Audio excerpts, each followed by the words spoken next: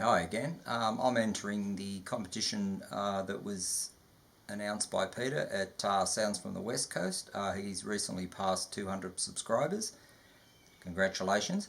And I would like to enter for the foundation. Yeah, he wants to know what your 9 foundation artists are in your collection. And I've had to cheat a little bit and put 10 in because I can't take one out of these that I've got. So I'll skip the music book or magazine question and just have 10 artists. And I'll start off with the first, which is Roxy Music, and with Brian Ferry. I remember back in about 1982 I got my first cassette deck, portable cassette deck, and I used to buy cassette tapes at the time, and this band and with Brian Ferry, they were the first ones that I got every cassette of at the time. Yeah, I've really liked his style, sort of urbane and cool, and good styles of music over the years, from sort of glam through to Manifesto. It was a little bit disco-y, but I still really like it, and of course then Flesh and Blood and Avalon that followed this. So yeah, big fan of Roxy, and still are. So that was the probably the first band that I ever had where I collected everything of. Then secondly, I got into the heavy metal in about very start of 1983. My favourite band of them was the British group Saxon. What I liked about them is their lead singer, Biff, had a really good, clear male voice. There were a few bands at the time that were a little bit screamy, like the male, the singers sort of seemed to be trying a bit too hard, but this band didn't, and they had quite a good repertoire of albums up until about probably 1985, which is probably the last I bought of their material. Yes, I'm still a big fan of Saxon even to this day. And then the next one obviously is Kate Bush. I remember her when Wuthering Heights came out. I was about 13 going on 14, I think, back in 1978. And her voice at the time was just totally different to anyone I'd ever heard, save probably Nusha Fox. She had a sort of a similar sort of slightly girly, slightly witchy voice, but Kate just did it so much better, and over the years she's put out quite some impressive material, and yeah, she's the #1 artist in my collection, and on my want list is anything from her that I don't yet have. I'll chase it until I can get it. So yeah, she's a huge foundation for me, is Kate Bush. In the very early 1990s, Sisters of Mercy were out in the goth scene. The best of them, of course, even though Andrew Eldridge always furiously denies that they are, but facts are facts, they are. So yeah, Sisters had sort of a cold sort of style that was not many guitar leads or anything like that. It was just basically a drum machine and his sort of deep vocal and a little bit of bass guitar and stuff in the background, and that was about it. So yeah, good lyrics, good songs. Yeah, even when he ended up being the only one left of the band that were the Sisters of Mercy. There was a split off to the Mission and whatnot, but Eldridge has just got this. He sums up goth with his voice. So yeah, a huge influence, and they're another foundation for me, of course. Then at a bit of on a techno side, which is the Swiss group Yellow, Boris and Dieter, fantastic duo, good songs, great songs, obviously Gold Rush and Oh Yeah, the main two, but they've had plenty of other good music. When I first got into them through the music show here called Rage, which has been going ever since 1986 or 1987, I think, and that's on the ABC, which is a non-commercial station, so they had the freedom to play music that you just didn't hear on the radio at the time, and these were one of the artists that I did pick up on, and they're another key element to the collection is yellow. This lady doesn't seem to get as much attention as she should, and that's Danielle Dax. She's roughly the same age as Kate Bush. I think they were both 1958 born, but Danielle had a little bit of a band called the Lemon Kittens that I don't have any of her stuff. I've just collected her solo material. She does all her own instrumentation and obviously writes her own songs and everything, though she's done a few covers that she does a very good job of.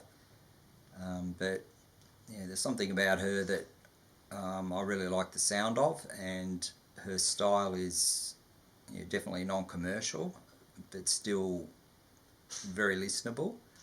So Danielle Dax is a good one to have. Another band that I think are very underrated, and that's Cranes. These are from England. Started in the very late 1980s. I first heard of them in about 1991 when this album first came out, the Wings of Joy album.